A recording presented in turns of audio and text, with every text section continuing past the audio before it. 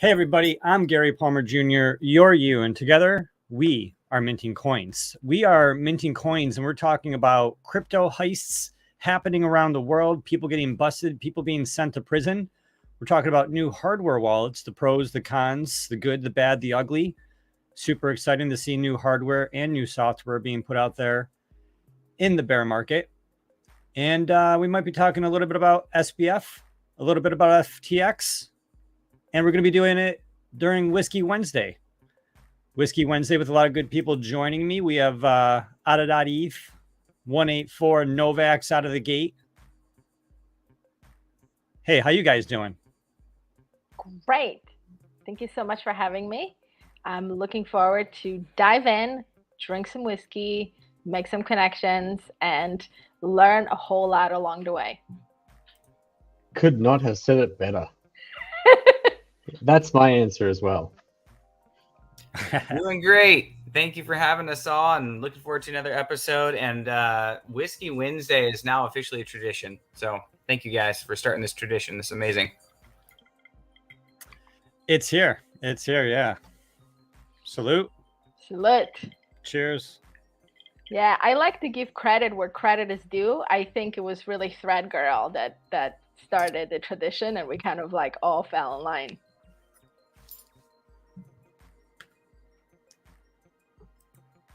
Yeah, she's an influence that way. She has that power, you know. I feel that maybe it's good if we exclude Thread Girl. I should thank you for starting the Whiskey Wednesday, but she's got to go now because otherwise we're all going to be hopelessly dependent on our Whiskey Wednesday drinks. Is that Flexter in the house? That is. Look how sharp Flexter looks. Did you just get out of court, or are you going to a wedding, or is this just you every day? You cook like this?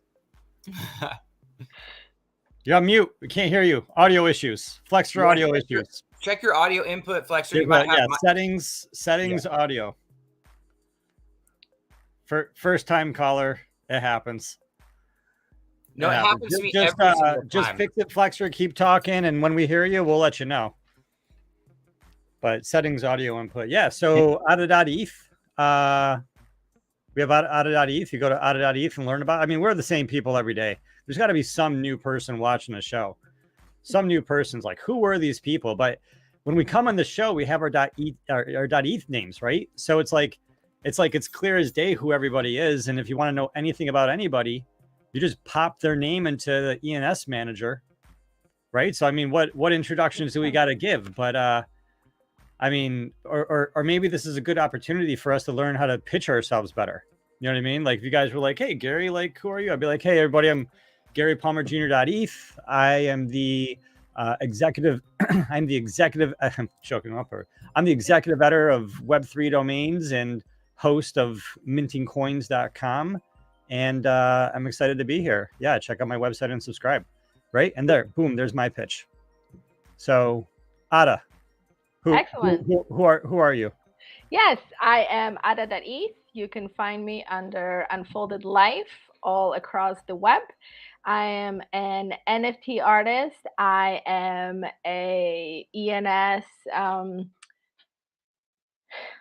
would say like hardcore believer. It is going to change the fabric of our culture and humanity and everything.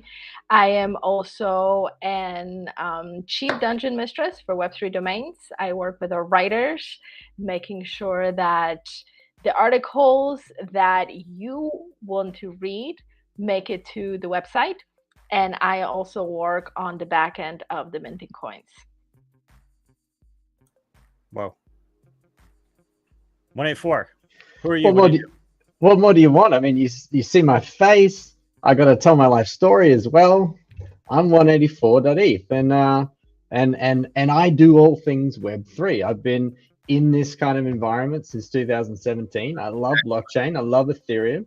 I dig ENS. That's my thing, and I've learned a lot along the way. And I'm loving being a part of this community, this discussion, and I see the same future. ENS, i.e. blockchain, Ethereum, that decentralized future is it. So that's where I dedicate my time. And I have another life as well, but that's private. Yeah, 184 chews bubble gums and kicks ENS ass. But I'll never tell you which bubble gum. I'm gonna guess it's Wrigley's, or Bubble Yum. You know, you're probably more of a Bubble Yum at heart type of kid. Whiskey flavored. Yeah. Yeah. Flexer checking Mic in. check, mic check. Oh, Can you guys hear me? Hey, you're sounding great. Okay, you guys can hear me, but I can't Yeah. hear you. This is crazy. Oh, So now what do I do? I told you I'm not the most techie guy, but at least you guys can hear me. And I'm looking, and like before I came in,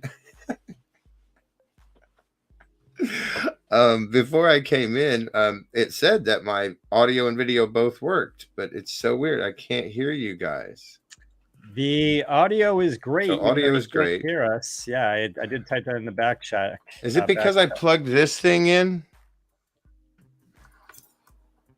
Because when I unplug that, then I can hear you guys. That's the weirdest thing.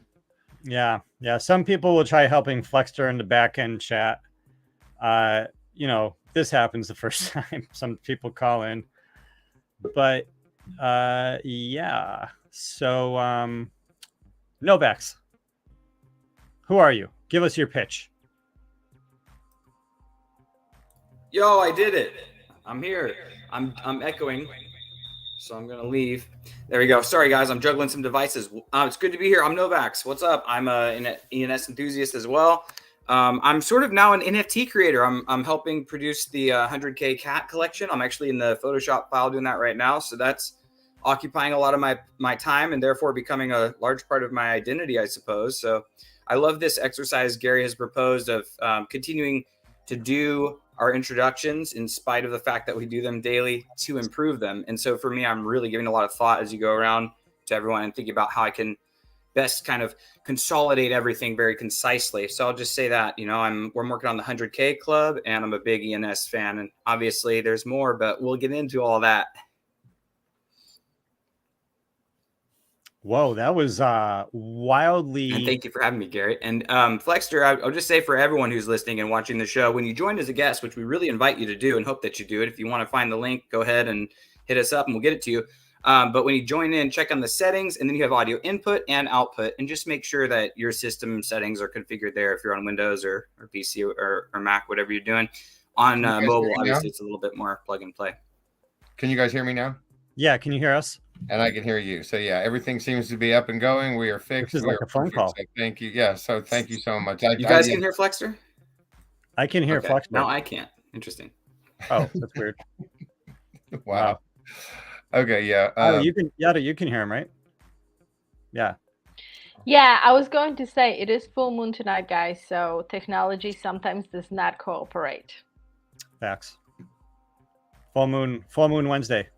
What kind of moon is tonight? Isn't it a blood moon or no? No, it's I think it's wolf moon or snow moon. No, But I think it's wolf moon. But what does that mean for my trades? Am I meant to go short or long? Like that's how we do things, always right? go long on the wolf moon. Everyone knows that 184. It's a standard operating procedure. 100x right now. It's a wolf moon. The 2016. If you would have went long on the 2016 wolf moon, you'd be doing very, very pretty right now. Yeah. Gary's back testing the wolf moon theory.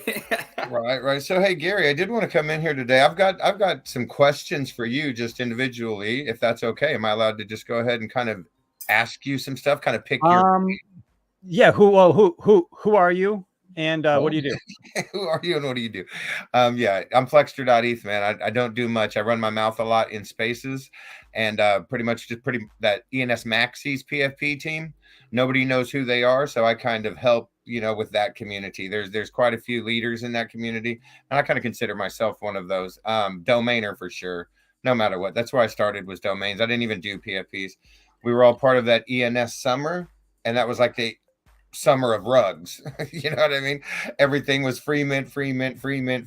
Nothing worked out apparently, except for ENS Maxis, and at a free mint, zero royalties project. That's what I looked at to say, okay, well, let me try this. Since there's no royalties, nobody's trying to make nothing off of this. It might not be a rug. And a lot of people thought in the beginning, they were just kind of piggybacking off of ENS because they had that logo. You know what I mean?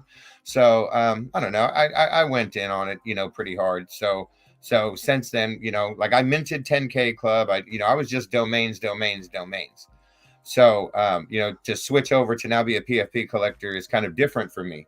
I'm officially learning what utility and community and, you know, certain things that you can have with a PFP that I always have known you can have with a .eth. Does that make sense?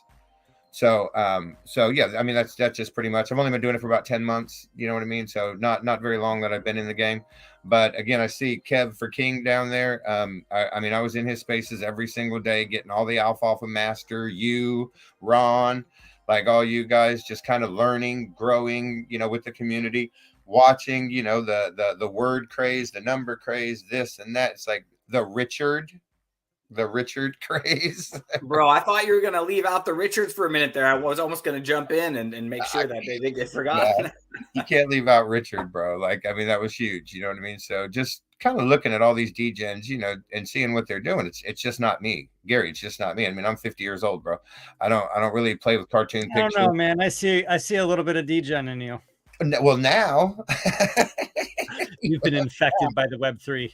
I have been infected, man. You know, I you know, people my age, it's more along the lines of I'm not putting my money in the cloud, right? That's what they call it. They call crypto putting your money in the cloud.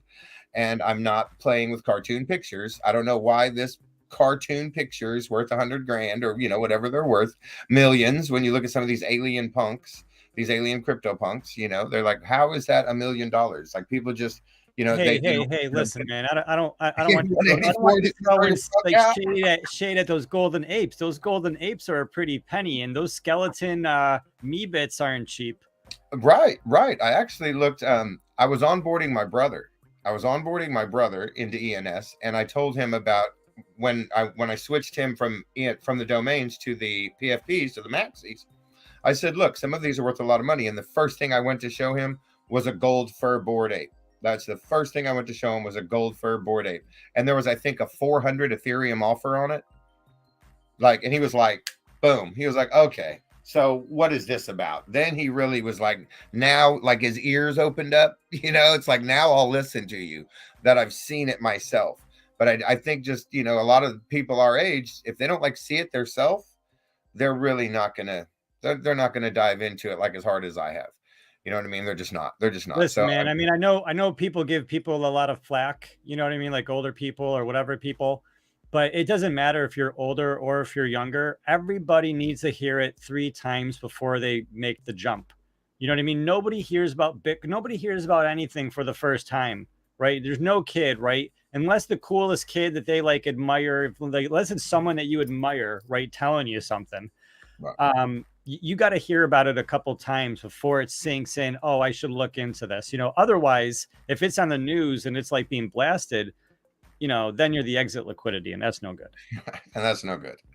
Yeah, that's no good. So, yeah, that's pretty much been my journey, man. That's pretty much been my journey. Again, ENS and anything ENS related, like just anything ENS related. A real big fan of ENS Vision and 00. Big fan of OX Wizard. You know, he's been doing a lot of building with this xxx.eth platform. I just think there's just a few people, you know what I mean? You will see those probably 30, 40, 50 people every single day. You know what I mean? That's every single day you're seeing these same names coming across your screen, these same people that are part of the community and doing, you know, positive, beneficial things for the community. So I think that's just kind of where I'm at now is I want that ecosystem. Now, last week I did host the first IRL event in Miami for the ENS Maxis, and I have now planned the ETH Denver IRL ENS Maxis event, and that's where I kind of wanted to pick your brain was about ETH Denver. I know you said it was like scattered a couple years ago or last year, and now this year it's like more condensed. But that's kind of what I want to pick your brain about. And if I could ask you, what do you think would be my best approach to maybe grabbing a conference room at the venue or something for, like, you know, tapas, some food, drinks, one of those red carpet backdrops for pictures, projectors, video screens, those type things. Like what do you believe would be best for me for that approach? Yeah, we'll get right into that. Before we do, let's just finish up the introductions and get to the Kev for King, the King for Kev.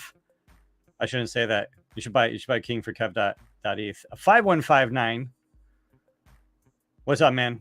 Who are you and what do you do? Yo, what's good, y'all? I actually hopped on the show because I heard something about Whiskey Wednesdays. I'm not sure if I see any. Okay, there we go. Okay, let me go ahead and grab my drink as well. There we go. 184. I got to go make a drink then. Let me go make a drink because I just walked in the door. Oh, boom. All right. So I'm here. I'm tuned in. You guys have me for a bit. I'm excited to join the conversation as I make my drink. Here I am. Welcome, cool. And so you're 5159 Kev for King, and what do you do? What's your pitch? Pitch us. 30-second elevator pitch. Go. My bad, ladies and gentlemen. I am the host of ENS Updates, where we talk all things Web3 with a focus in ENS. We host a show every Monday through Friday at 11 a.m. Eastern Standard Time. Any questions, comments, anxieties, frustrations you may have, we are the space to let it out. Love it. That's very, very good. Thanks for showing up, everybody. And I hope Flexer can hear me. I'll mention it again when he comes back. But after this show, we are probably going to have an after show. And yeah, like these shows have been going like 90 minutes, and the after shows have been about an hour, 45 minutes to an hour, you know, sometimes more, sometimes less. And in the after show, if Flex can hear me, I'm going to go into some ENS Maxi Alpha for some of the ENS Maxis in the house. I'm going to share some very interesting information about the identity of the ENS Maxis. I have some very definitively interesting information that is somewhere in between completely wrong and entirely definitive in terms of a clue. And yeah, and that's going to be happening in the members only live stream that happens after this live stream for the members of mintingcoins.com. So if you're not a member yet, then I recommend that you become a member, like this video, subscribe to this video, become a member at mintingcoins.com, like this video, subscribe to mintingcoins.com, and become a member at mintingcoins.com. Yes.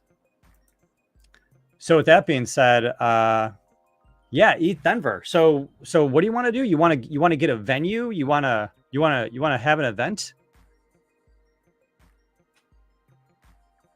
What's the end goal? The client says they want one thing. Really, they want something else. What do you want to do? Okay, so so a lot of people that are ENS Maxis, of course, are from around the world.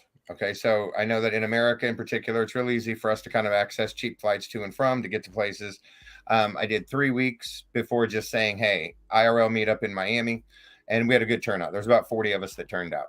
So that's pretty good for only 3 weeks notice. Well, ETH Denver now, I'm giving everybody 3 months notice. So I've got already 3 Australians that have confirmed they're coming. I have another person from Germany that has confirmed that they're coming. And then, of course, a lot of people here. ACV is coming. The THC is coming. A lot of people that are in our community that we know are going to show up. What I want to do there is, because our last 2 events for the Shark Tank, okay, let's just take that for instance. For the ENS Shark Tank, we did Las Vegas first, and that was a Web3 conference. Las Vegas was a Web3 conference. And then this time we did Miami, which is a metaverse. What do you want to do in Denver? I'm going to refocus you. Right. So when we get to Denver, since it's about 3 other cities. Right. Well, right. That's what I'm trying to say, though, is that none of these other cities were just about ETH. And we're trying to represent ENS Maxis and ENS itself. Whereas this particular conference is an ETH conference.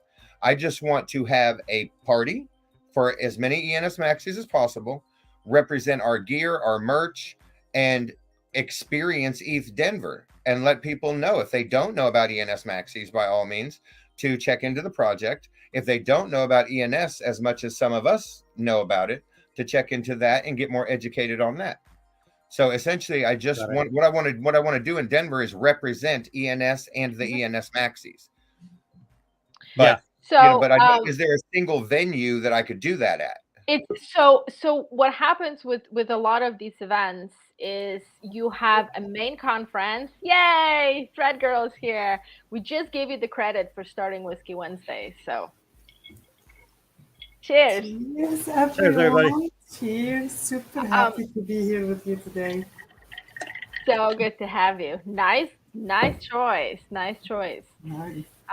So like I was saying with Denver and a lot of the conferences, you have a main event which is sponsored by the conference, and usually if you want to have anything to do with that event, you can either apply for a speaker, a panel or a speaker spot. And then you can also have a booth, like in an area where all the vendors are. Where the magic happens is in all the satellite events. So there's usually hundreds of events, which are basically projects like ENS Maxis that will book a space in a bar, in a club, in a venue around the city. And they usually compile it. So what Denver did really, really well is they actually had it all listed on their website. And as long as you have a clear, like, hey, this is how you RSVP. The Pizza DAO had a better list. Yeah. And I'll let Gary talk about that. But with Denver, a lot of events were actually listed. Usually the only way you can find about those events is if you're in Discord with the projects.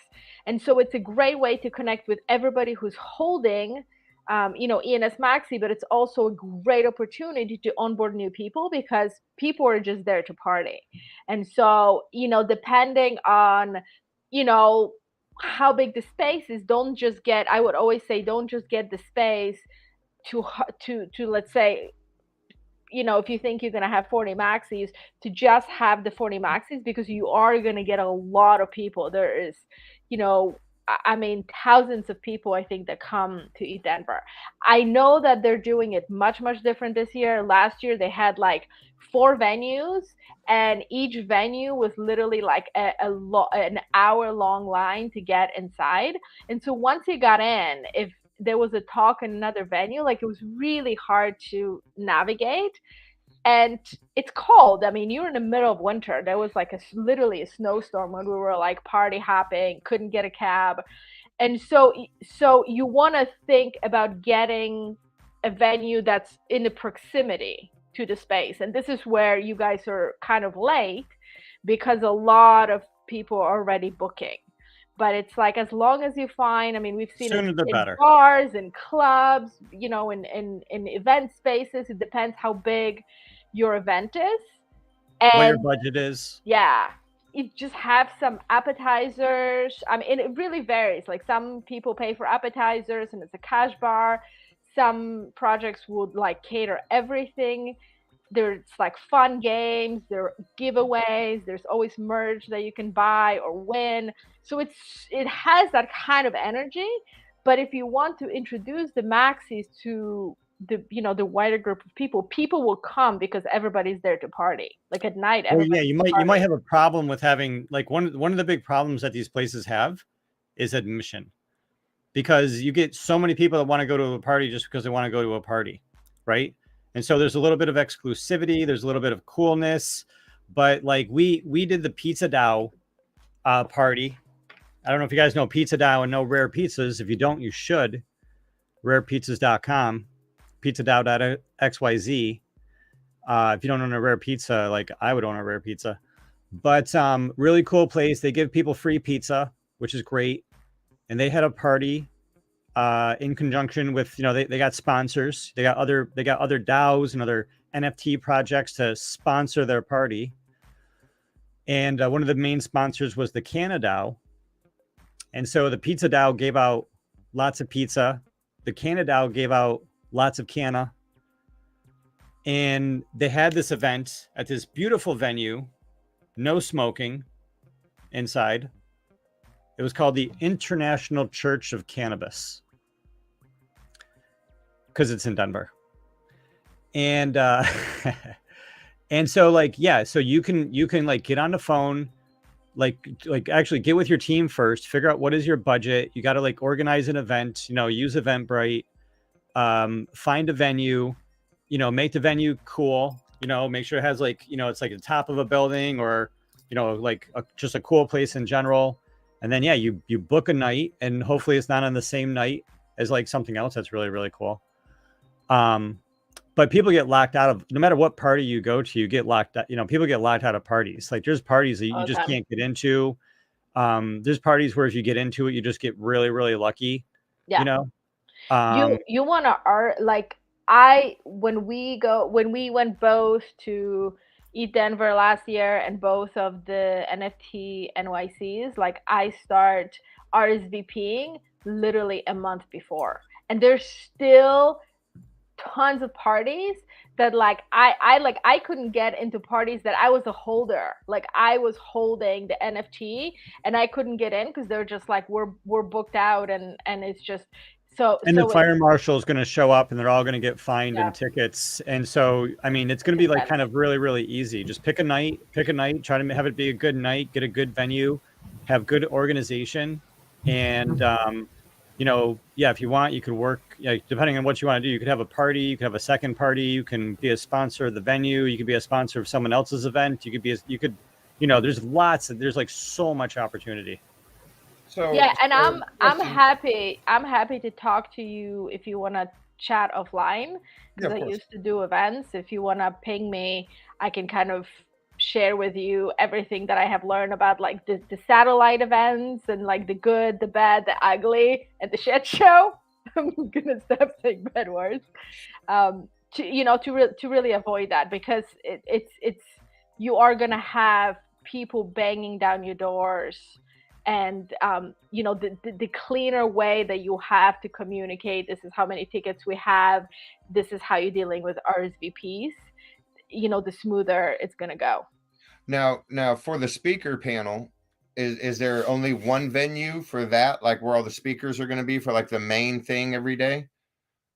Is there one spot for that, or is there several spots where several people will be speaking in several locations? I think they have several stages. It depends. Well, yeah, they're probably they always have several stages, right? Because there's usually like the several stages. The question is it all going to be at one venue, right, or is it all going to be at multiple venues? Right, one venue, multiple stages, or multiple venues. Yeah, like multiple stages at one venue, yeah, or multiple stages across multiple venues, exactly. But there's usually always one like main stage, and then lots of satellite stages. I've never been to a conference ever where there's only like one stage. Right. That's like maybe a talk or an event, but like a conference, there's always breakout rooms at one particular location. Well, again, sometimes it's spread out. Like NFT NYC was spread over 3 locations, and some of those locations had multiple stages in the one location. Okay, that makes sense. Yeah, and it's kind of like, you know, again, that's not the ideal. Like those are negative experiences. Like if you're running a conference, that should be at one location. I'm a little worried about VCon because VCon is at multiple locations. So we'll see how that works. I mean, it's not going to be in a city like New York. It's going to be in Indianapolis, or I think.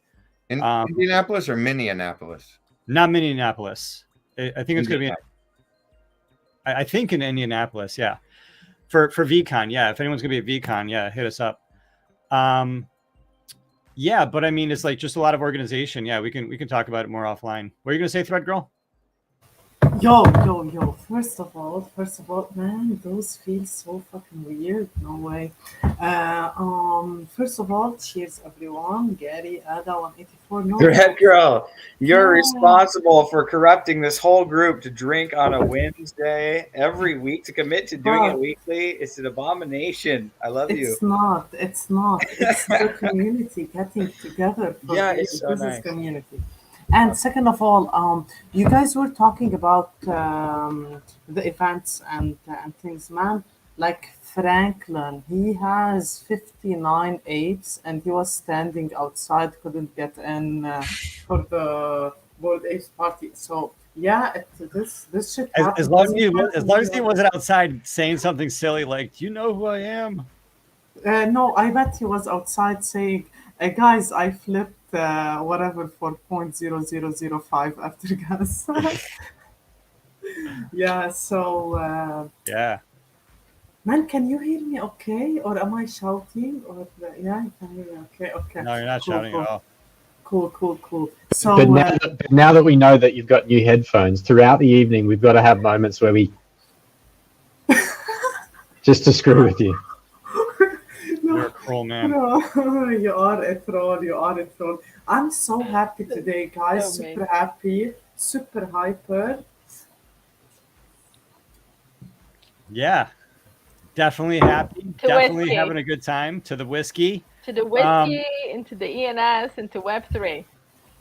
Yeah, totally, man. We had the 10K and 999 over for dinner. I mean, for space earlier tonight, and it was amazing, bro. Like seeing the community that bullish about digits and about ENS in particular is like it makes you, you know how. No matter how convinced you are, or no matter how like you know what your thesis is, sometimes you're like, okay, but what if, whatever. Sometimes we get negative with ourselves, right? But seeing that many people bullish talking to you reinforces your, how do you say this? Like your courage to and your love to ENS, you know? So, yeah.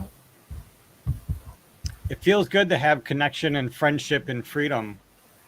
And sometimes people don't have that for a lot of different reasons. It's hard to have, based on the integrity of the situation and the laws. Maybe you don't have integrity and it's hard to have friends, or maybe the laws are crazy where you live, and so it's difficult to connect.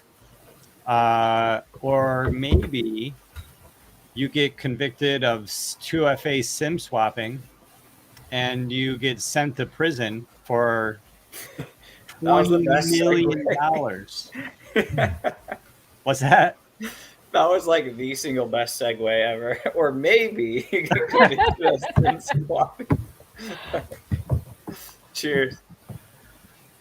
Cheers to Florida man, who is part of a cybercrime gang who went after crypto coin wallets, and he's actually caught because cryptocurrency, despite what the news tells you, it's not anonymous. People can track everything you do. Even if you don't have an ENS name, people can still track you. I mean, if your ENS name is Gary Palmer Jr.eth, it makes it a little bit easier. But if anyone knows that that I bought something or that a wallet is yours, then they can track that, right? And so this guy was caught. He was probably trying not to get caught, and yeah, he's caught and convicted in a slammer, sim swapping. And he doesn't get to have Whiskey Wednesdays anymore unless it's toilet bowl whiskey. That's like How did he scam the people? Well, as you know, if you've ever lost a phone or damaged a SIM card or a mobile phone, the SIM cards, they're programmed into the SIM chips that are inserted into the phone. So what he did is that the crook, he can sweet talk or bribe or convince using a fake ID or otherwise the mobile provider. So he contacted the mobile carrier, like AT&T or T-Mobile or Verizon, whoever the mobile carrier is, and they convinced them to switch the phone app. So you can walk out of a mobile phone shop with your number right on the hacker's phone, or the good person's number on the hacker's phone, and then the person who owned the phone originally, who it's their actual phone, their phone's no longer going to work. So a hacker calls the phone company and they pretend to be you or your wife or your husband. They convince the operator through fraud that to switch your phone number to this new line. The old phone number goes dead, the new number is good, and then once they have the new number, then they can go to your Coinbase and they can say, hey, I forgot my password. And they own your phone, and the two-factor is going to get texted to the hacker now. And so now they can get right into your Coinbase account. And then they could just log into your Coinbase account or your Binance account or whatever, because they don't use signing with Ethereum. And they can just then transfer the money from Coinbase or Binance to their private wallet. Does that make sense? Yeah, totally. You have a phone number, like, and then a hacker calls the phone company and they say, "Hey, I'm Thread Girl. I was in, this lake, and my phone died, and I need to get my new number switched. Here's my social security number, or this is where I live." I mean, there's lots of videos about how to do it, and then once they have your number, your two-factor, they say prove your identity. It just sends you a text message. And if they were using sign-in with Ethereum, it wouldn't work because they would need access to your hardware wallet or your passphrase. And so SMS is actually not a very secure form of two-factor authentication. This is outstanding stuff. Thank you, Gary. Thank you for sharing this huge vulnerability, and for everyone to be aware that SIM swapping is a serious thing. I hadn't really considered this as a vulnerability personally, and then when you said, I was going to chime in because when you said because they're not using sign-in with Ethereum, you moved right along. I was like, yeah. I mean, that moment, I was ingesting the power of Ethereum for security for login. I mean, this is essential. Better than SMS. Yes, please. Yeah, that's all. And I mean, it's cool that they got busted. I'm not sure if they got the money back. That the scheme participants, they sold over $20 million of the victim's cryptocurrency, and the defendant keeping at least 673,000 worth of the stolen funds, 18 months in prison plus 3 years of supervised release. He forfeited $1 million right away, and he's been ordered to pay back another $20 million somehow. So wait a minute. Wait, where's all the money? Wait, did he spend it, or did he send it somewhere? So it says they seem to have divided. So quite how he's going to do that without the cooperation of the other. Yeah. So to get to $20 million, he would need the cooperation of the other people in the scam. And it seems like they divided most of that $20 million between themselves. And what happens if he doesn't manage to convince them to do so is not mentioned in the DOJ's report. So I guess there was 20 people involved, and he was one of the 20 people, and he got $1 million of it.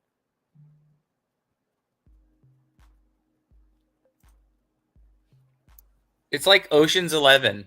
I think these people were inspired by the Ocean's series. So let me ask you guys, who in this room is going to reassess their security situation tonight or tomorrow and move away from SMS, for your email? Don't use SMS. Your Gmail, your email, whatever your email is, use two-factor authentication. Don't use SMS. Nobody will ever be able to hack into your email ever again, right? Protect your email account by having Google Authenticator, or even Google Authenticator has its problems, but there's best practice. You shouldn't use your main Gmail account to connect with Google Authenticator. That's a different thing. But your Gmail, your crypto exchanges, your Twitter account, if you have the two-factor, then it's much more difficult for hackers to get into your account. Are you guys going to reassess this for yourselves? Bro, let me tell you something. I'm gonna say what you're saying, but in a more rude way. If you don't have two factors authentication on anything, bro, you're fucking dumb as shit right now. Especially if you're in the crypto space, right? So, man, you know how many hacks happen every day. We've seen how many founders got wrecked because their Twitter accounts got hacked, right? Man, imagine my Twitter account got hacked. All right, so Thread Girl, is your Twitter account two-factor authentication protected? Yeah, definitely. She's like, I'm not going to fail this test, Gary. Bro, I'm not calling them people dumb if I don't have two-factor authentications, right? Yeah, Thread Girl's kettle is clean as a whistle. Bro, because you cannot be too careful. Listen, I'm gonna show you guys one thing, okay? Just so you know how careful I am. Give me a second. Yeah, Freddie. She's going to get something. We don't know what it is. Could be anything. She's going to show us her 12 keywords. It's going to be a machete. Okay. No, not a machete. So this is my usual phone, my everyday phone, right? TG. Fine. Yep. Now open MetaMask and then go to settings and then show. Sure. But man, I got Your another home screen phone. isn't an ENS Maxi? No, I got another phone, right, which I got a couple of months ago, that I don't connect to Wi-Fi at all. Only connect to 3G. I don't open any Google shit, any like anything. I don't click anything on it, right? This is my safety phone. This is the phone that stays at home when I go party. And I think everyone should have that in crypto space, right? You should, man. Whether have a laptop that is disconnected from the internet. If you can't, man, I can't get another fucking laptop, right? And pay, I don't know, two grand for it. Fucking $100, right? You get a new packaged a Samsung phone or whatever. I'm not using it daily. I don't need it on a daily basis. But this is like it doesn't end at two-factor authentication. You should be that careful with what you're doing.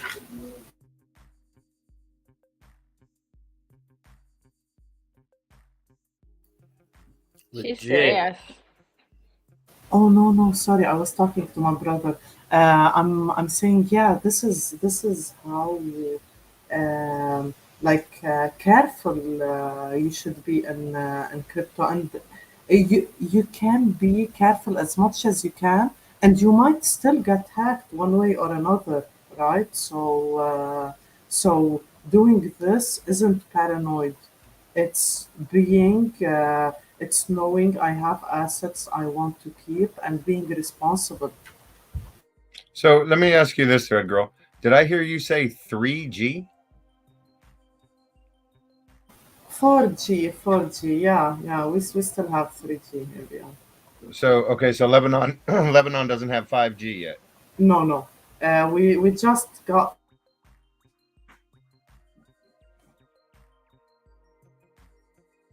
Looks like she just is she frozen, or is that just me? I think Yeah, Gregor that's on right. the 1G She connection.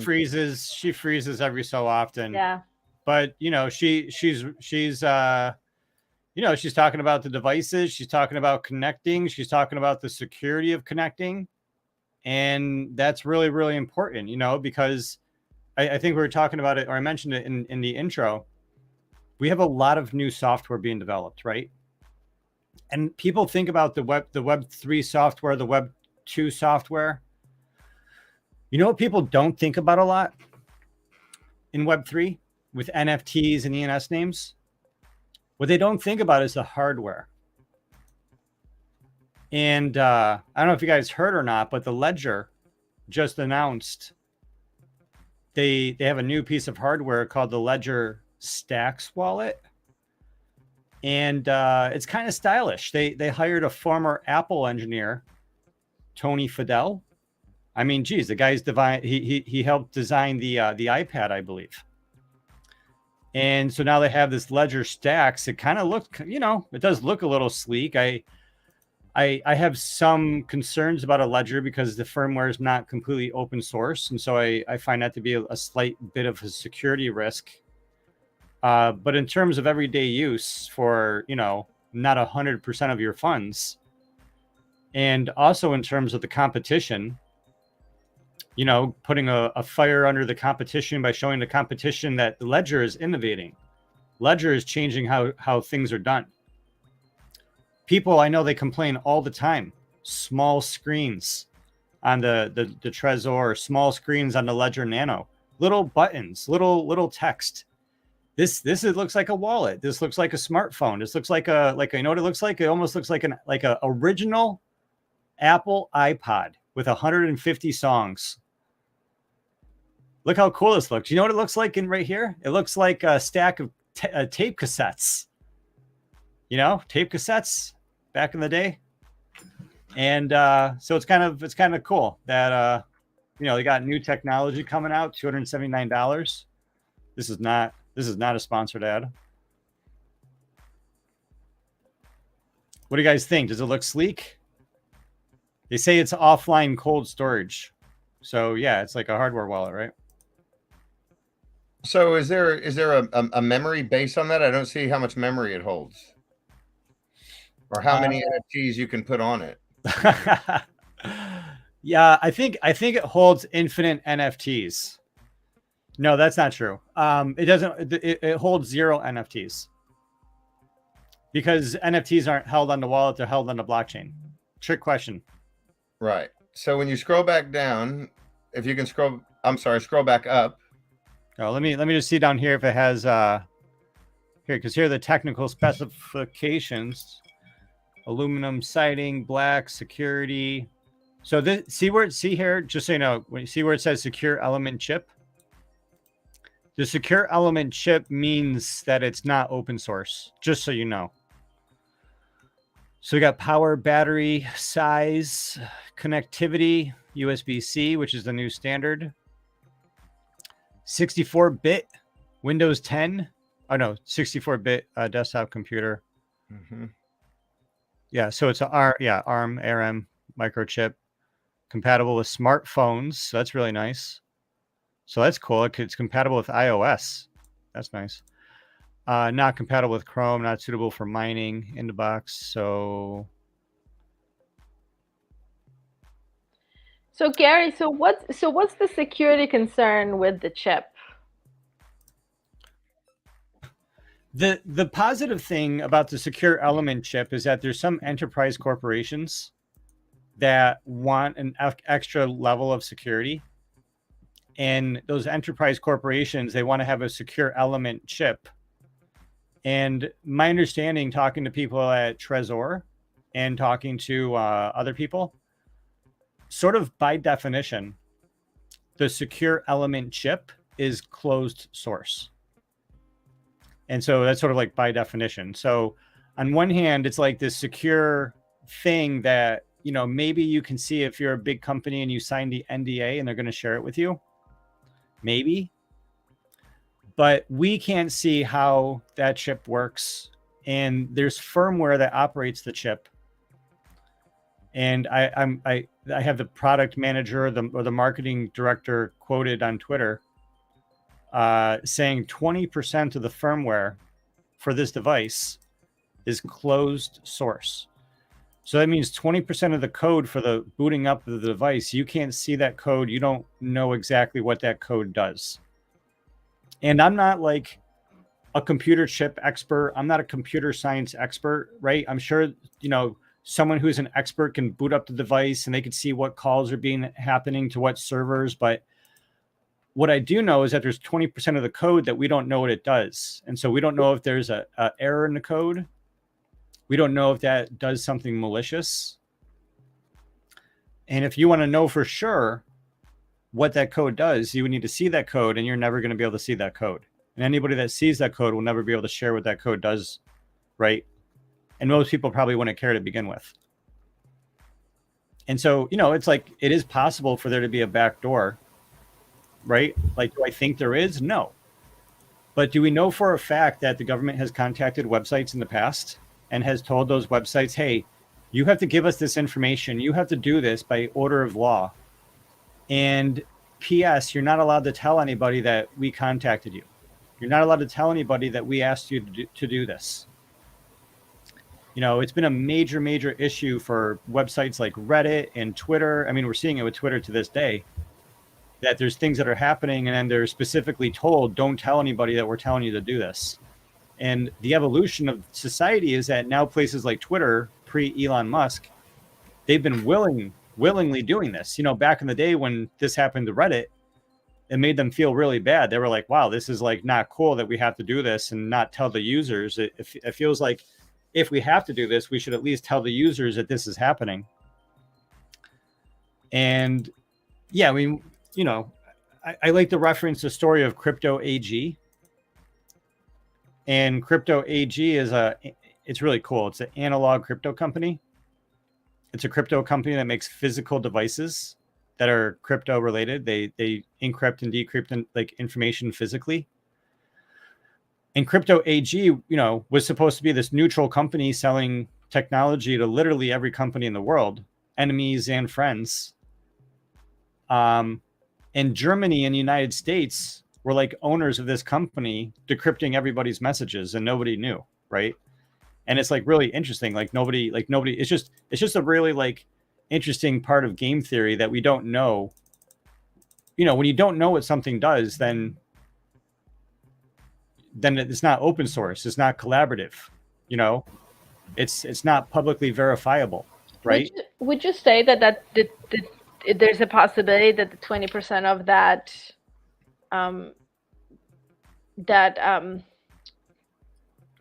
you know, code is hackable?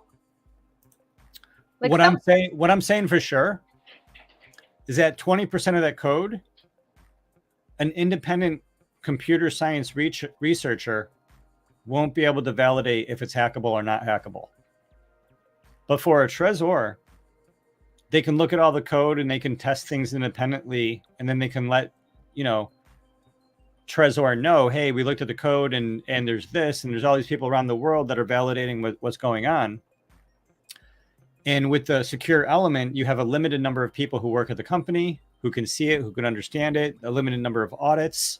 Just because someone audited it doesn't mean they caught everything. We don't know who's looking at it. We don't know what they know. We don't know what they're using it for. Like, you know, and listen, and could I be blowing this up a little bit more than it needs to be? Sure. But what I know is that I don't know. Right. And because what I know is that it's like a black box. Like it's a box and we don't know what's inside the box. And like my basic understanding of security is that, you know, that's a potential weak link of a system. Bro, I wanna say one thing, and you actually like did my introduction with saying I know that I don't know, right? Because my advice to anyone and everyone who's listening or who might be listening a year from now is always assume that you are not safe and like do your thing on that basics, right? Always assume that whatever website on your like it's not super safe or anonymous or whatever. I have a joke with my friends when we're texting on WhatsApp, right? We say, "Oh, and by the way, hello, police." Yeah, we always say this because and sometimes like we go overboard, like we start chatting with someone who's not in the group chat or with us, right? Because this is the assumption. It's a joke, but this is the assumption that you should base everything on. If you really care about being anonymous and your digital freedom, if you don't care about it, people, you can not care about it, right? But if you do, uh, a much harder work and it takes a lot of effort and it's certainly not easy. But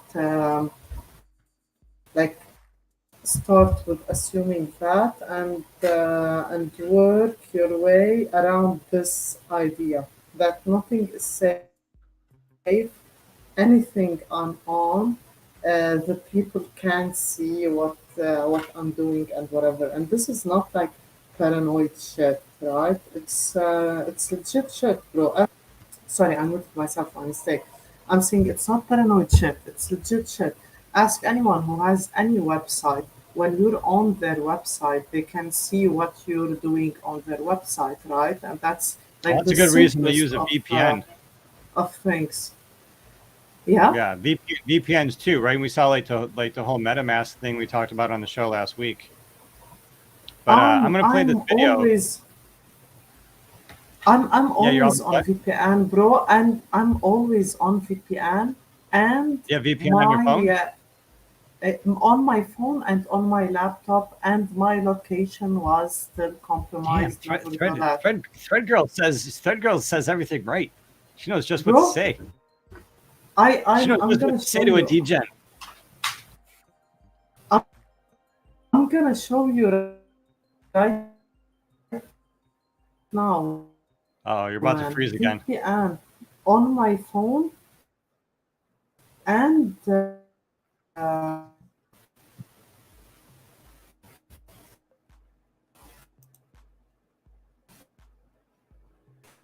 Okay, she's freezing. While she's freezing, I'm going to play this video just to see what they got for us. You guys okay with that? You can hear it? Let's go. Yeah, sounds good.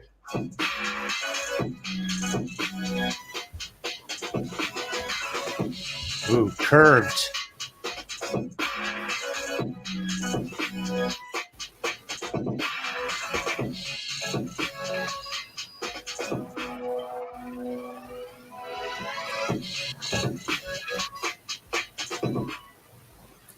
You know, they could have 50% less ad if they just showed the product and skipped all the extra stuff, and I know what I'm looking at. But you know, that's fine. That's fine. Good for them.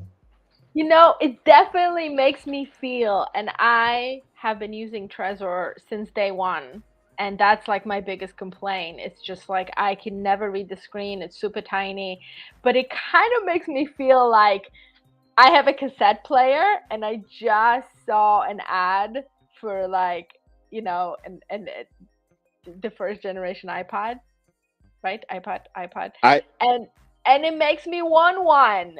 And you know, I know I'm not gonna go there because cassette players still way better security. You know, in my game, like, and we know this, like sometimes going analog is like the best security that you can have in an Apple can overly rug your centralized iTunes songs. They can't rug your cassette tapes. Well, I know. Apple can rug your iTunes. They I have can't to. rug cassette tapes are superior. Go King. Okay. King. Yeah, I have to disagree with this whole new ledger thing. It doesn't make me want one at all.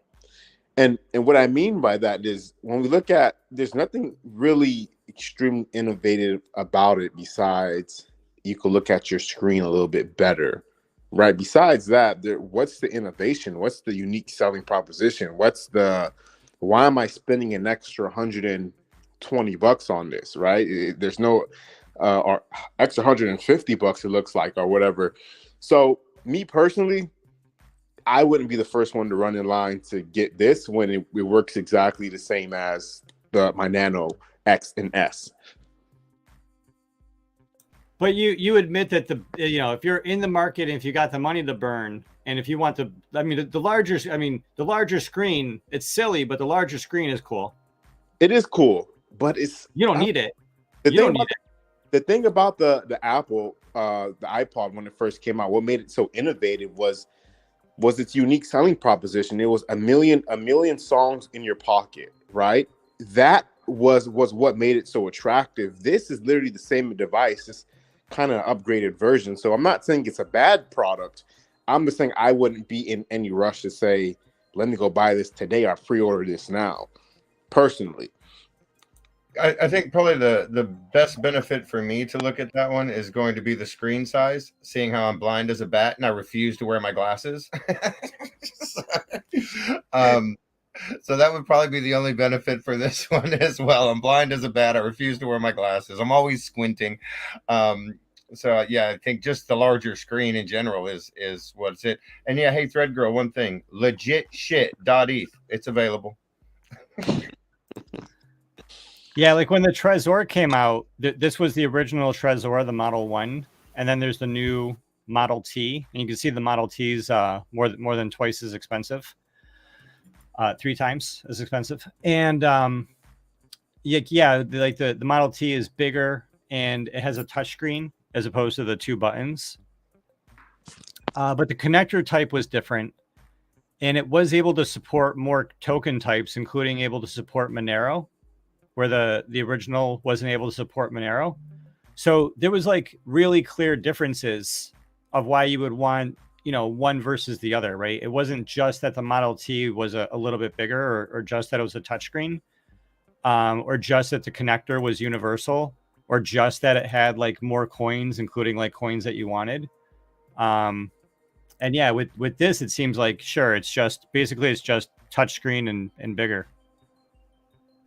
But yeah, it's a very big touchscreen, in like a crypto world. Yeah, I could see this going in a woman's purse, or in a dude's pocket, or in your bag.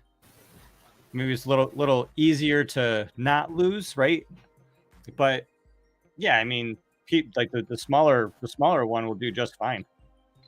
Yeah, and I also was going to say that, if you're onboarding Bro. somebody brand new Bro. to the space, it's a big ask to say, hey, now go and spend $300 on this fancy wallet so you can put your one NFT in it while you figure out whether this is something that you want to do. I think I like my cassette player.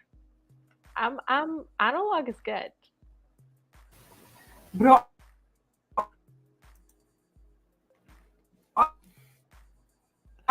Fucking I- G3 is killing Thread Girl.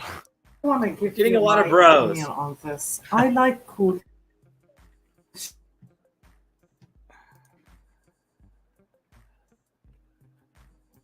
She's freezing. She's running bad. Now, She's trying. She's struggling. She's almost Oh. back. There she is. She's with us. You made it. Nope, she didn't make it. She's back. So- am I back? Am I back? Before I get for real, am I rugged or not? It's really hard to say right now, Thread Girl. I would call this a semi rug. It's a touch and go. It's like a Rug? throw. It's like a throw rug. Half. Okay, let me restart my turn. Well, I'm going to jump in and say, Ada, I think you touched on the complete missed opportunity, which is the Apple silhouette ad, where they could have had someone with the brand new thing going around, the silhouette, the colors in the background, and then a second person come on screen with a wrench, just ready to knock them out and take their ledger and run away with their NFTs. It was a perfect opportunity and they missed it. Bro, okay, I'm on Wi-Fi now.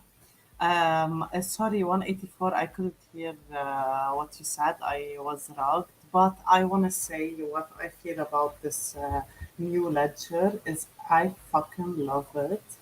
I love cool shit, right? I like gadgets. I like gadgets, like cool stuff, cool tech, new things. I fucking love it, and I feel that this is an innovation, and having a bigger screen is much more practical, right? First of all, much more like easier to use, bro.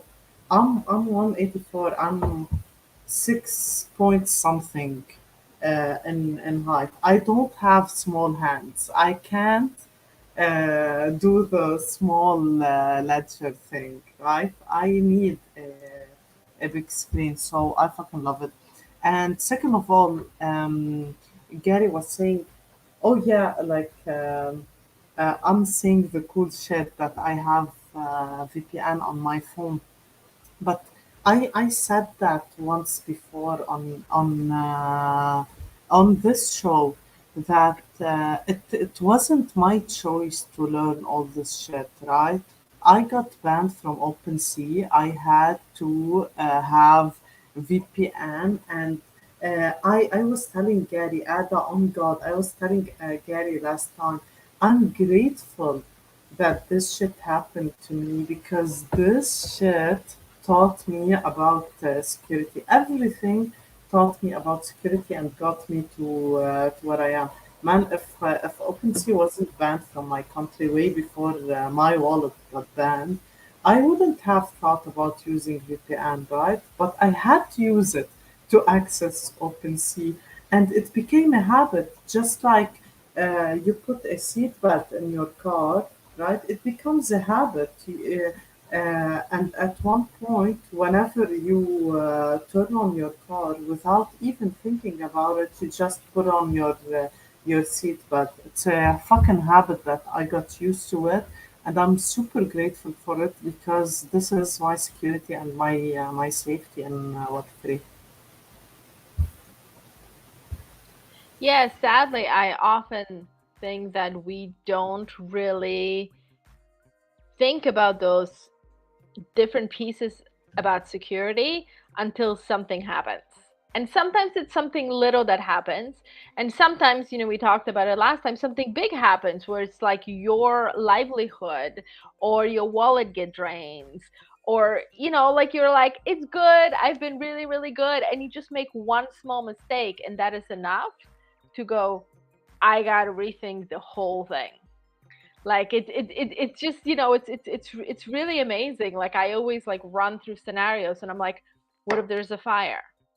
Like what if there's like EMF attack, like crazy stuff. But we always had the saying that it's if the entire internet goes down, because people are always like, well, Bitcoin cryptocurrency will become useless if the whole internet gets turned off. And I'm like, if the whole internet gets turned off, like you seriously are gonna have other problems. Like it's kind of like equal to the zombie apocalypse, right? If there's a zombie apocalypse happening, you're not gonna be like, gotta save my Bitcoin. You're like, gotta save my family.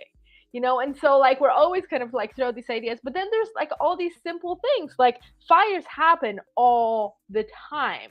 Bulgaries happen all the time. And even though if somebody gets hold of some stuff and they don't have enough to put it together, if it's gone like to you, then it's gone forever. It doesn't matter if you can't access it, it might as well been stolen. And so like I often say, like we don't really think through like all the security pieces and all the security scenarios until one of them happens. And then sometimes it's too late, sadly. And sometimes something happens where it's just not, we don't lose everything, but it's enough to be like, okay, now I've got like VPN and I've got this in place and I've got this in place and I got separate laptop or I've got a separate phone. Because I mean, we don't ever think about it, but I mean, our technology is always connected. And somebody that like grew up in communist country, like and my family was always involved in the solidarity movement that was happening in Poland. Like no organizing ever happened over the phone, because you knew the phones were all, and literally, I mean, we're talking so analog, but you could hear the people listening and clicking, like you could hear it. It was so obvious. And so it taught you to not organize over the phone. And now the technology has moved so far that it kind of made us forget that it's so easy to tap into anything. Like, I used to have my camera covered on my laptop all the time. And then something happened and I'm like, oh, I don't want to peel off that tape. I don't do that anymore. Like, why don't I do that anymore? Right? Like there's just little things and little slips. My laptop comes with a little tab where you switch it on, you switch it off. And just so you know, Mark Zuckerberg was putting tape on his camera way before you were. So, Ada, I really need to tell you one thing. So, first of all, man, I fucking love you. No wonder you and Gary, you make the dopest couple, because you guys come from the same fucking mentality for real, and it's super dope. So when the revolution was happening in Lebanon, at first we were connecting on WhatsApp, right? We were having those group chats. So yeah, how about tonight at 9 p.m. we gather on this part of the highway, we close it down, burn some tires, do some crazy shit, And then we discovered that there are people in the group who work for the government, right? Because like we're not necessarily vetting everyone who's coming with us. But then it goes further that you literally know that, oh no, I vetted everyone, but still I'm getting called to the court because they have fucking screenshots of every single conversation and no one is snitching. No one is fucking snitching, bro. And they have like the call recordings, everything, man. And this is when I realized, oh, no, like it's not that we're not safe. It's that we're being monitored on fucking daily basis, right? By whatever government we fall under, and that's scary, man. That's my freedom, and the like. I don't give a shit about anything, right? I don't give a shit about I don't know, power, money, friendships, connections, whatever. The only thing I really care about is my personal freedom, and that's a line that is so rare that is not to be crossed. And I felt that that was being like fucking violated. You know what I mean?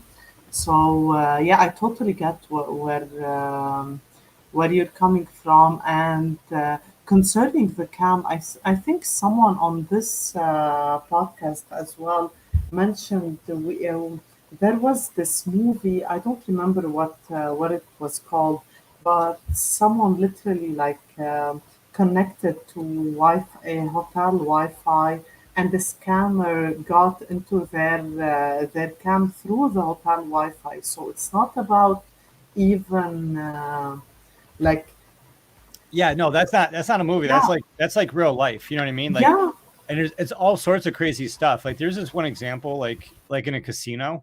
I mean, we know casinos, right? Casinos have very, very good security. Casinos are like half the business is just security. And there's this, I don't know all the details, but the details I do remember is that this one casino got hacked, and they were like, how do we get hacked? It turns out that there was an aquarium in the casino, and the aquarium had a heater, and the heater inside the aquarium was connected to the Wi-Fi, and the Wi-Fi in the heater inside the aquarium was not secure. And so somebody was able to hack into the sophisticated security system of the casino through the fish tank. through a fucking fish One little tank. device of the fucking fish tank. Through Yeah, a fucking but this is fish everywhere. tank. Like people go to Walmart, they go to all these stores. You can buy Wi-Fi light bulbs, you know, where you can use your app and you can change the light, you know, or you have a light on the wall and you can dim the light with your, you know, let alone Alexa or Nest. Yeah, so there's a lot of security concerns that people have that they're not aware of, let alone, you know, a neural link in their head. Bro, but, what you know, the fuck? But yeah, I don't want to go too far. I don't want to go too far down that rabbit hole because it comes with a lot of other rabbit holes. Party lights are the best. Party lights are cool. These Wi-Fi things, I love them. But are they secure? Shit. So it's not that you had the Wi-Fi light. He feels guilty. Is your Wi-Fi secure, or is some punk in the floor in the next door down one floor? Are they going to be like, oh wow, there's some dude named 18184, and he has an insecure network to his wallet, his computer, where I can access his MetaMask through his browser, through his light bulb. Yeah, man, it's just really interesting questions, like the world that we live in, and it's like all of it's coming. And I'm not against everything that's coming. I'm against people's ignorance to what's coming. All right, because it's not like we're going to stop the neural links. We're not going to stop the AIs. I mean, the AI was probably like found from a lost civilization 50 years ago, and it's just slowly been rebuilding itself. Or, you know, maybe we're in a simulation, and the goal of the simulation is to create the AI to teach us that we're in a simulation. Like, I'm not worried about that. You know, like life is already really weird. Like my thing is that what I know about crypto and what I know about people is that humans have this predisposition, this characteristic, this effect about their thinking it's sometimes a flaw. What it is that they believe that the way things are now are the way that they're always going to be, right? We don't ever think the world is going to change, but then unfortunately things change. And when things change, sometimes they change quickly and they change dramatically. And people aren't prepared for that change.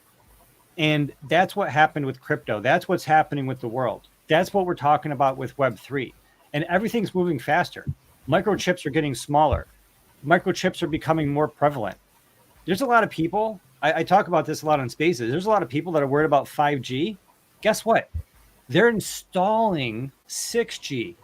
Guess what? You want to talk about 6G? They're working on 7G. And people are still like talking about 5G. Listen, all of this is happening. Neuralink is moving forward. AI is moving forward. People need to be like aware. And even if you're against what's happening, you need to be educated about what's happening. Bro, I want to say one last thing. Sorry, Flexter. One last thing. So listen, I fucking love cool gadgets like what 184 you were showing, right? I love cool things, and it's not wrong. Do your thing. Set up a fucking smart home. Do whatever you want, but don't connect that to your personal shit. And it's so easy. You can do both, right? Have a separate network. You have a separate Wi-Fi network. Yeah, you can do both. You just have, and as I said earlier, it's not easy to be super safe. You have to take the extra step or make 1% a little effort. If you're too lazy, man, fuck you if you get fucking wrecked over your own shit. To be honest, so we're talking about this every single day in here on Spaces, whatever, right? But if you're safe, yeah, you can have as many cool gadgets as you want and have your whole home a smart home and still be safe, have separate networks, put your own shit on what do we call it, like air gapped gadgets, right? Like air gapped laptops or air gapped phones or whatever. Like it's exactly. not impossible. People need to learn that, It's right? not- Just people need to learn that. Yeah, but it's not impossible and it's not like super hard to do. But sorry, Flexter, I cut you off. Go ahead, bro. No.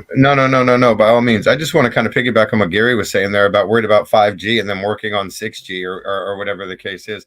I mean, I'm old AF, right?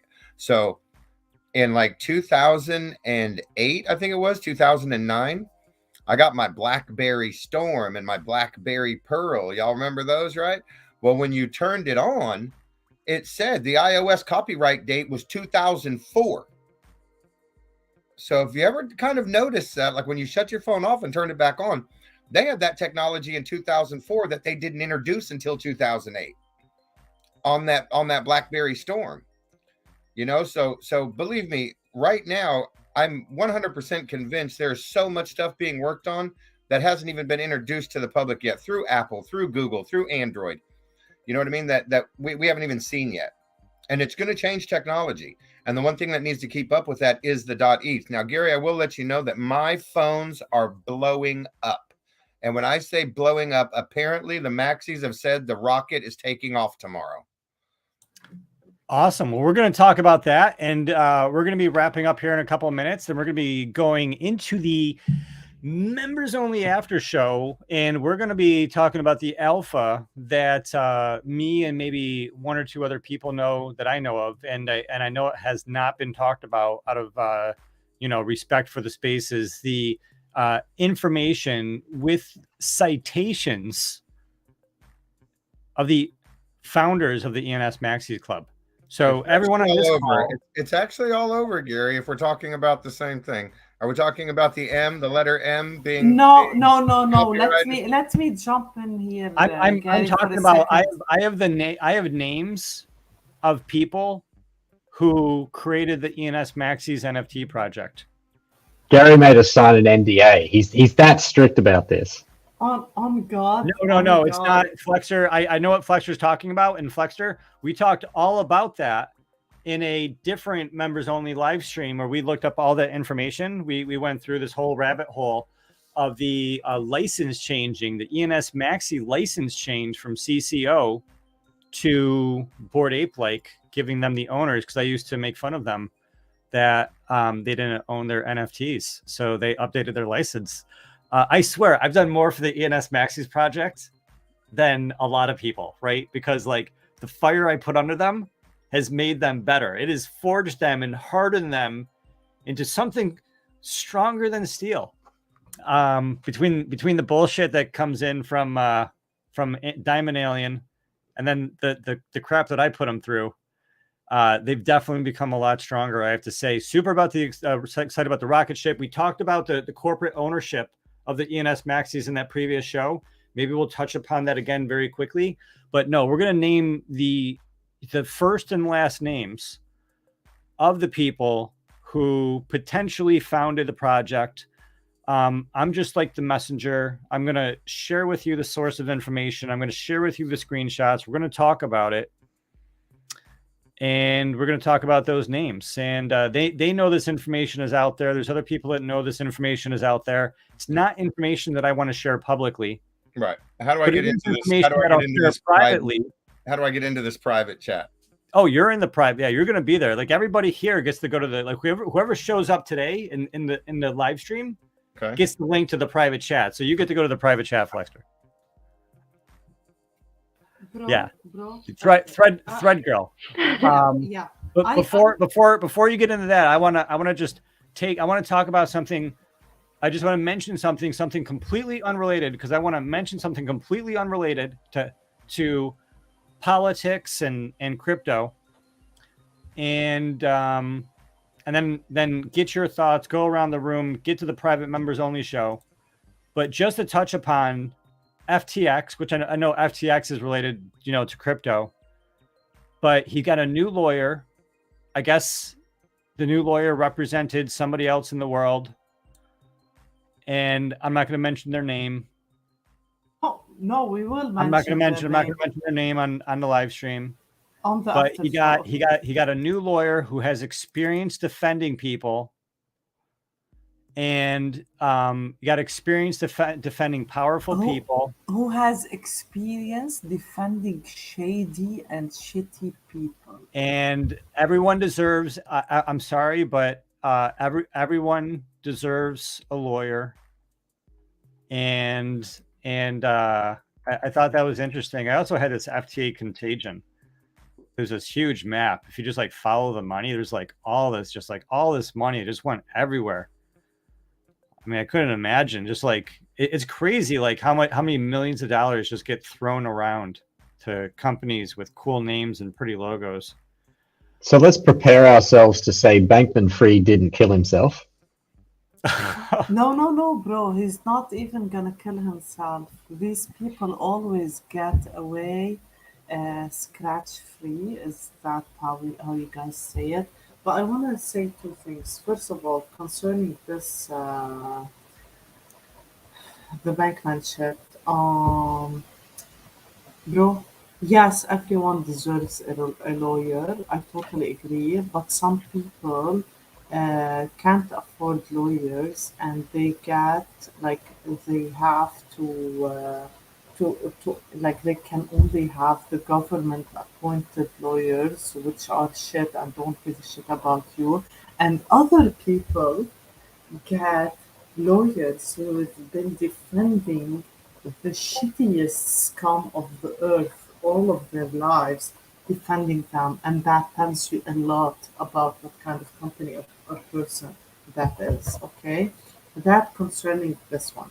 And Gary, I want to talk about one thing in the after show, and I'm going to give a sneak peek on it right now. I didn't talk to you about that earlier. I'm sorry, but it happened like 2 hours ago. So, if you want, you guys, I hacked the Twitter algorithm. Okay, so 40 minutes ago, I was at 9,530 followers, okay? And now, 30 minutes later, and I'm gonna tell you how I did that in the after show.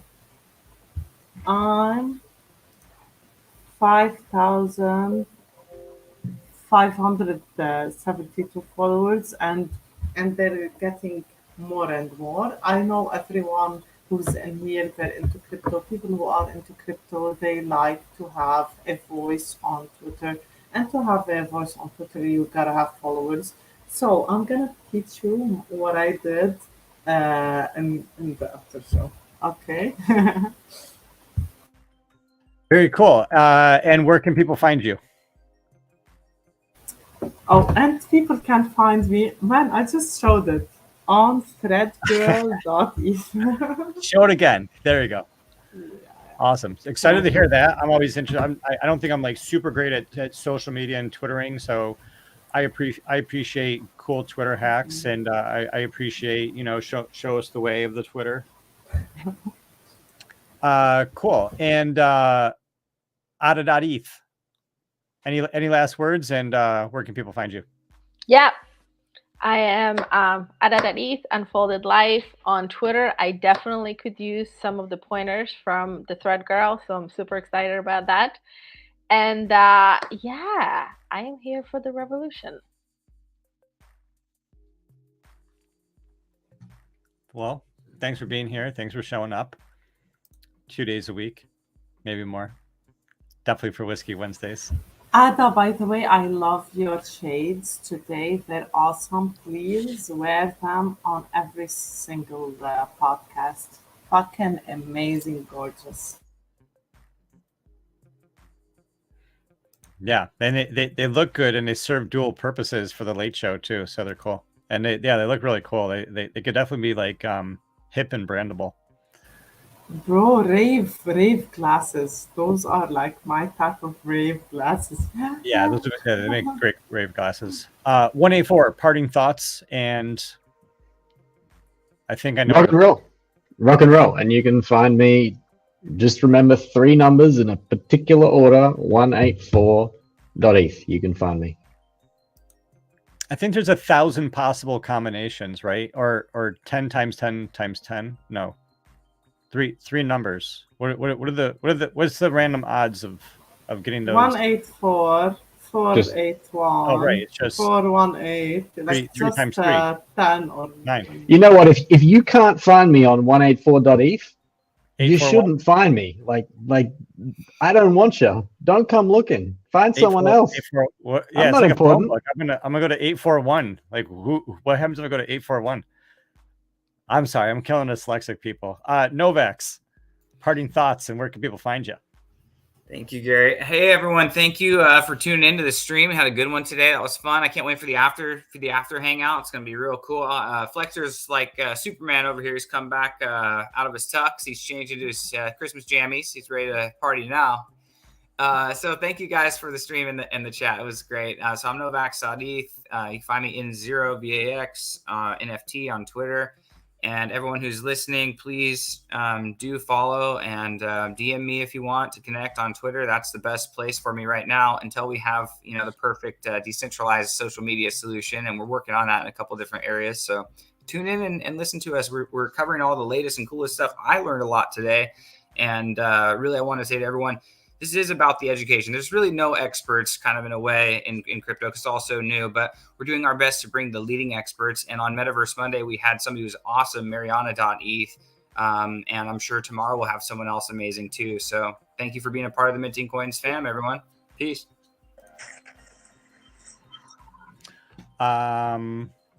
Absolutely. Thank you very much. Yeah, having Mariana was like a lot of fun. I can't wait for Metaverse Monday to come back. Metaverse Mondays are one of my new favorite days. It's right up there with Whiskey Wednesdays because we just like go around, Decentraland or Voxels or wherever, and it's like because there's things that are actually being built. It's really cool. And yeah, totally agree with you, Novax, on the Flexor thing. I really enjoyed, having the visual Flexor in addition to the audio Flexor. It's like a double dragon coming together. It's the yin and the yang Flexter together. on Flexter.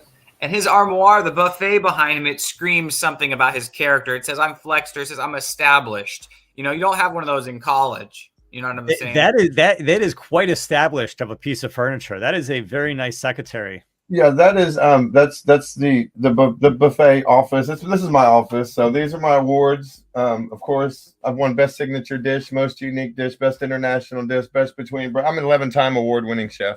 So I keep a lot of my we got to awards. unpack this super deep in the after show because that should be like unlockable content. You shouldn't be able to see Flexter's chef trophies.